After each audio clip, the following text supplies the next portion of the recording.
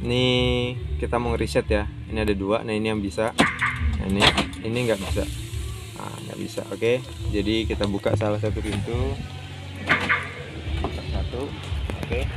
Ini yang bisa ya. Oke, 8 kali untuk yang model kecil. Nah, model yang seperti ini. Nah, lihat ke speedometer juga. Nah, posisinya gini ya, tetap bisa ya. Nah, biar kelihatan on waktu kunci kontaknya. 1 2 3 4 5 6 7 8. Biarin. Nah, ini pencet remote, ini juga pencet. Nah, udah. Oke. Matiin. Tutup pintunya. Sekarang bisa. Ini bisa.